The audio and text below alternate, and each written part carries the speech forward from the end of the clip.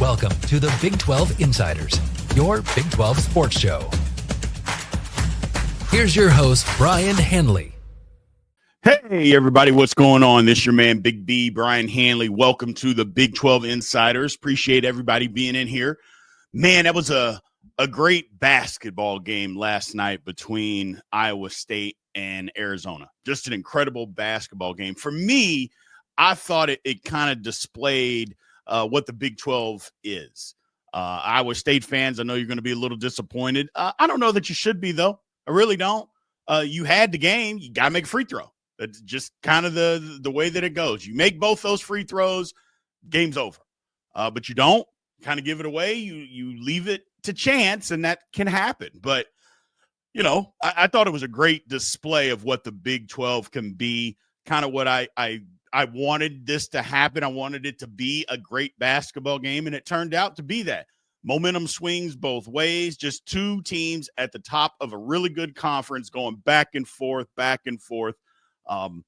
Really, I don't want to say, because I don't want to diminish. People, I think, throw this term out there a lot. Oh, it was a March Madness type of atmosphere. Nah, it wasn't that. It wasn't that.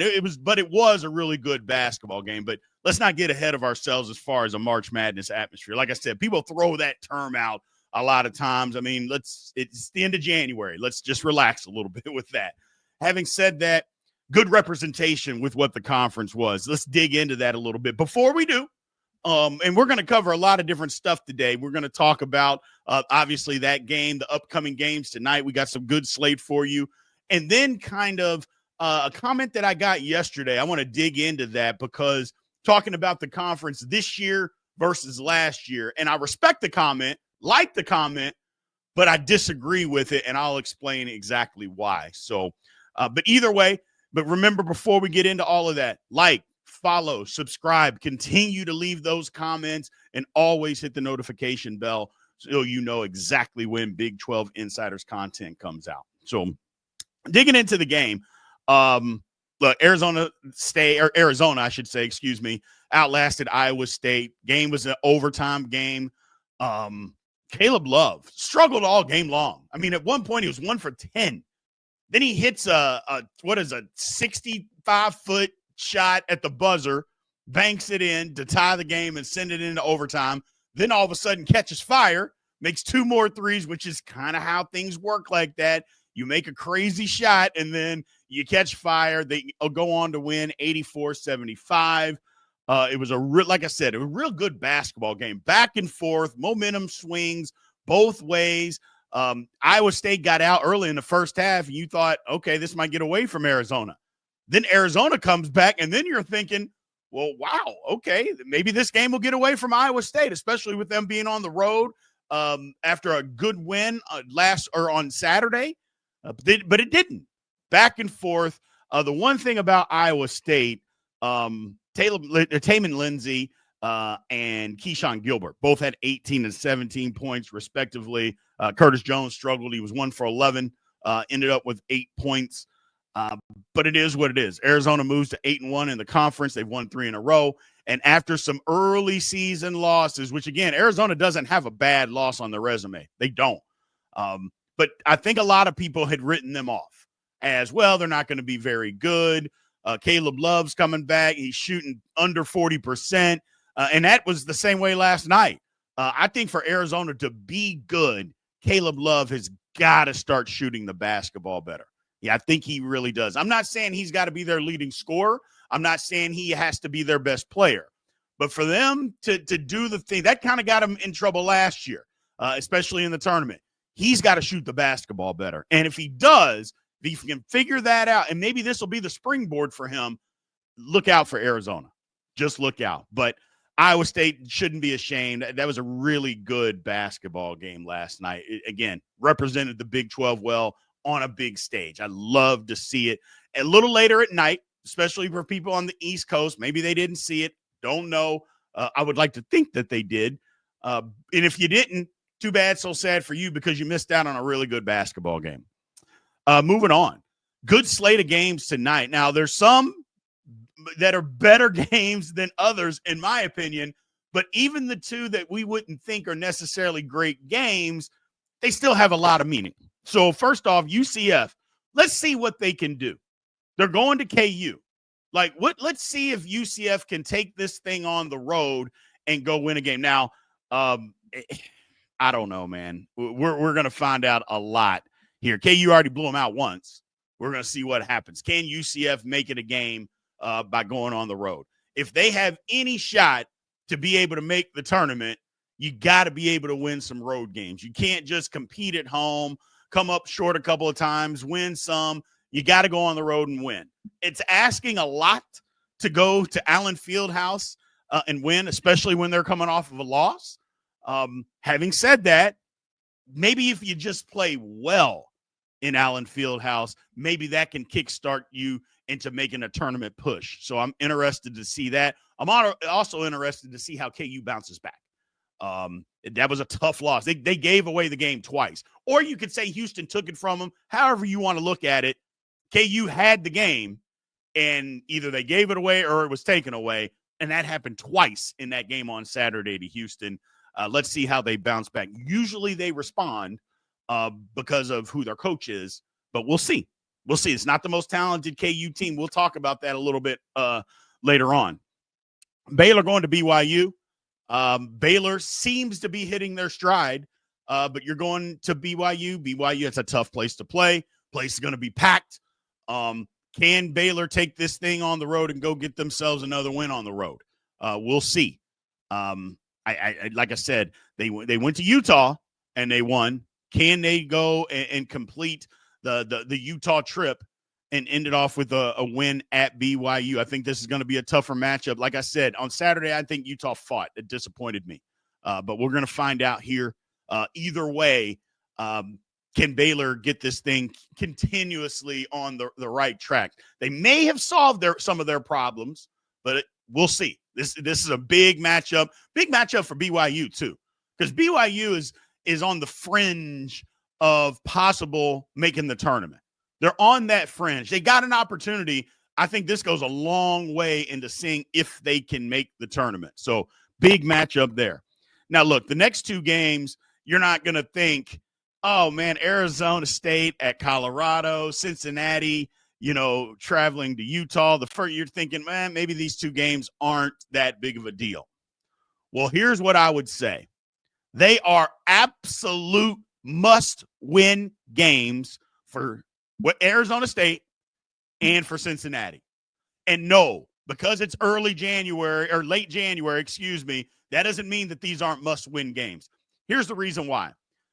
They're both won 2 games. What are they? 2-6, 2-7 in the conference right now? Despicable. Should be better. A lot of the fan base on both sides are blaming coaching for this. I don't know that I disagree. I flat out don't know that I disagree, man.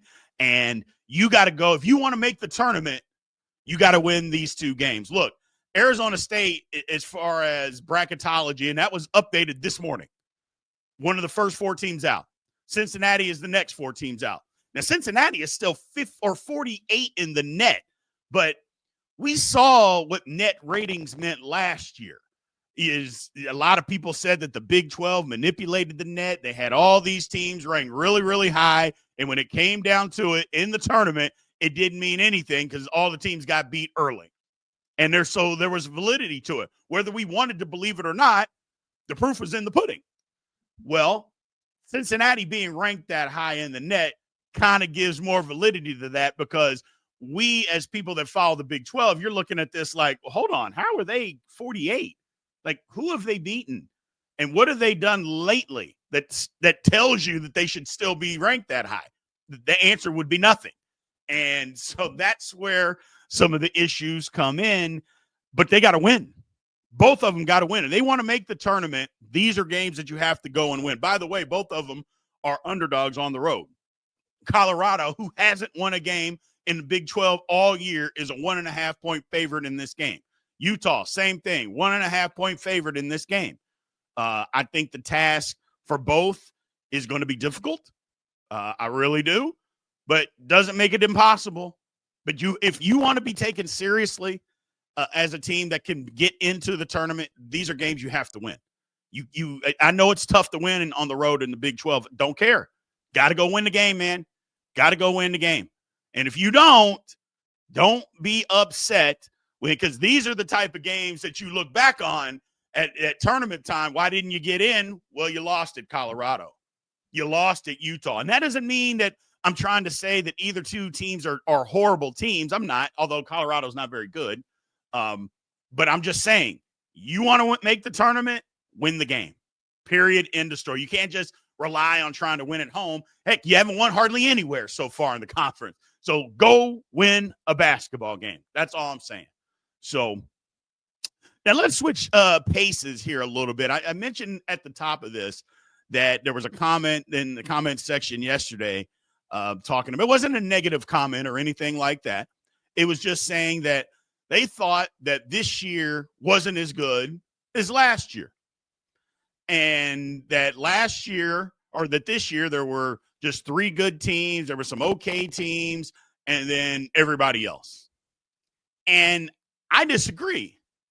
I think the difference between this year and last year at the top. Now, Iowa State and Houston are at the top. We've added Arizona. Arizona is in that mix. I also think you have to throw in Texas Tech into that mix because the same issues that we believed about Tech last year, they don't have those issues this year. That's why I say you have to add Tech to the mix. Look, last year, it was fool's gold. We were trying to prop up the Big 12 as, we're just cannibalizing ourselves because we're such a great conference. And it was all BS. And the reason that it was BS is because the third place team was Baylor, lost 7 conference games. Come on, people. You're not losing 7 conference games and you're the third best team in this great conference. That doesn't happen. Maybe you lose 4, maybe you lose 5, but 7? No, we were fooling ourselves. And it showed up in the tournament. That's the difference, is that you can call it whatever you want and say it's cannibalizing. You got to have more than 2 teams. I mean, Iowa State was second. They lost 5 games. But your third team loses 7. That's not good enough. And that's why I say I don't think that's going to happen this year. I don't think the third place team in the Big 12 is going to have 7 conference losses. I would even be surprised if the 5th place team has 7 conference losses. I think the top 2 are going to separate themselves. The top 3 may even separate themselves. And maybe the top 3 have 4. Okay. Well, then that leaves some other slots below that for teams to lose a few games. But I don't think it's going to be, like I said, the 5th place team, 7 losses. And maybe it's right around in there. But the third place team, not going to have 7 losses this year. Now, they could all prove me wrong. And if that does happen, then I'll come back and say, hey, I was wrong. The Big 12 isn't as good as what I think it is. And that very well might be the case. But I think that's what got us in trouble last year, is that we were trying to prop up the conference as it was so good from top to bottom. And that, it was tough to win any game. And it was. It was tough to win any game. But when your third place team has 7 losses, I'm just not sure how good the conference actually was. Like I said, it was fool's gold. And then we go into the tournament, and then everybody loses early. And then it's like, well, yeah, we were trying to tell you this all along. It's just you knuckleheads that follow the Big 12 and support the Big 12 just didn't want to see, reality. You didn't want to deal in reality. And we had to bite the bullet. We just had to eat crow and say, you know what, you're right. And sometimes that's tough. It's tough to deal with. For instance, SEC fans, football fans are going through that right now.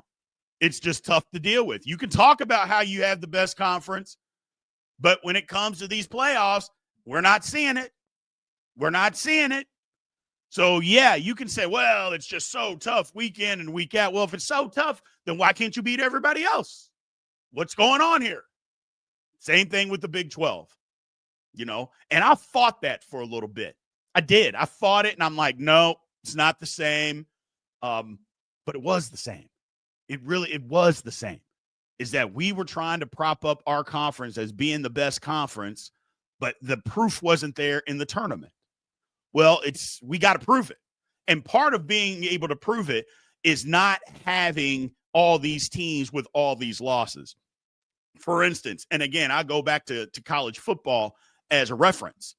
The SEC, the reason we kept out the Alabamas, the Ole Miss, the South Carolinas from the college football playoff, were they one of the best 12 teams? Were either one of those one of the best 12 teams? Probably. But now, were they better than SMU or a Tennessee or an Indiana? Probably. Or even a Clemson? Yeah, they probably were.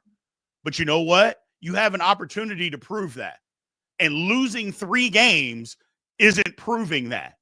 I don't care what conference you play in. At some point, you have to prove and earn that right. You have to earn the right. And just by saying, well, our conference is tough, well, okay, great. Your conference is tough. But you didn't win enough in that conference to say that you're good enough. Like, you didn't win enough games. The same thing is said about the Big 12 in basketball. You can tell us all you want about how good your conference is. Great. But how about you win the games in this tough conference? Otherwise, how good is it? Otherwise, it's just a bunch of mediocre teams or good teams that are playing, but you don't have anything superior. And then when the tournament comes, this is what happens. Now, Houston, they got hurt. Their best player, one of the best players in the country, gets hurt last year. So that's a little different in the tournament, and they lose a game by 3 points, and he can't play in. What did he play? 10, 12, 13, something minutes, something like that. So that's a little different. But everybody else is like, these are games you should have won, and you got beat. I don't know. You know, the thing, and I talked about KU earlier, KU isn't as talented as what KU teams have been. And for so long, I think people, because KU has been the dominant team in this conference for so long, but that tide has turned. And they are not the most talented team in this conference. They are not the best team in this conference. Do I believe they still have the best coach? Yes, I do. I do. And it's also a league full of really good coaches. But I still believe Bill Self is the best. Now, does he have the most talent? No. Is he really going to have to do a good coaching job for KU to be able, number one, to win the conference, but to do some damage in the tournament? Yes, he will. But I still believe in Bill Self. Having said all of that, that is kind of the perception, because nationally people look at the Big 12 and think KU first. That's where their mind goes, and justifiably so. But then they see KU is not as good. They keep losing these games. Well, then the Big 12 must not be any good. That's not the case. It just means there are other teams that are better, and that's okay. That's okay. And again, that doesn't mean KU's still not really good. I don't want to sit here and come off like I'm telling you that KU's average, because that's not what I'm saying. I'm just saying they're not as talented as what they have been. But NIL, transfer portal, the same thing that we talk about with other schools and football, all that applies to basketball too. You just can't hoard a whole bunch of talent any longer. That's just not the way this thing works. You know, you don't have the McDonald's All-American that's sitting on the bench that you're going to have, that you can wait 2 years to get him on the court, and by the time he's a junior, is really ready to go. It's not happening anymore. It's just not the way that this thing works. And teams are adjusting. And I think the teams that start to live more by that rule will be better. The better you are in adjusting to all of that, the better that you are going to be. So tournament success, that's the key, people. Tournament success. We can no longer just sit back and just say, hey, we're the Big 12. We got such and such. Look at our record. Look at our net rating. No, it's got to be. I can't have credibility with you guys if I'm going to, on one hand, preach in football talking about the SEC. I need to see it. You're top heavy. I'm tired of the nonsense. And then when it comes to the Big 12, turn around, well, we're really deep and we got all these good teams. And no, I'm never going to be that hypocrite, man. I do believe that the Big 12 does have a lot of good teams in it, but it's top heavy. We can say that. There's nothing wrong with saying the Big 12 is top heavy. Do they have other good teams in the middle of the pack? Sure they do. But it's top heavy, and that's okay. The difference is the top have to perform like the top. And for so long in the SEC in football, it did. It performed like the top. Now it's the Big 12 in basketball. You got to start holding the same type of I don't know, cachet. You got to hold your water the exact same way. Is a better, I guess, a simpler way of saying that. You got to be able to do the same things. Does that mean winning national titles every year? No, because it was easier to win a national title in football because you're not having to play 6 games to go win it. You played 1, then you played 2. So it was easier to be able to do that. Not playing 6, especially when matchups are in football and basketball are totally different. You can't compare the two like that, but you can compare the situations is what I mean. The Big 12 is top heavy. There is no question about that. But I think the top this year is heavier than it was last year, if we're being honest. If we're really being honest. Because like I mentioned earlier, when your third place team is losing 7 in-conference games, it'd be one thing if they lost 7 games overall. I'm talking about 7 conference games out of 18. When that's happening with your third place team, I'm just not sure how good your conference really is, and we got to see it. And the top wasn't as strong last year as what we wanted to make it out to believe. It just wasn't. This year, I believe it's different. Now, again, we got a little ways to go here. I may be proven wrong, and if I am, I will come out and tell you, hey, man, we're top heavy again. The third place team is just good. They're not great or anything like that. I think we got some better squads this year. So, and I think we'll start to see that over the next month and a half or so. So appreciate everybody as always, man. Make sure you dive into those comments like you always do. Let me know what you do like, don't like, want to hear, want to see, everything indifferent. Good basketball games tonight, man. Keep watching. Important basketball games for a couple of you. I mean, Arizona State, come on, man. Cincinnati, come on, man. And not to diminish anybody else, I'm just saying those two teams seem to be right on the cusp of being able to get into the tournament and representing the conference. Well, you gotta start showing it. And this is one of those games where both of you got to show it. So appreciate you guys. Thank you, and we will talk to you soon. Thank you for watching the Big 12 Insiders, your Big 12 sports show. This has been a Spirit Street production.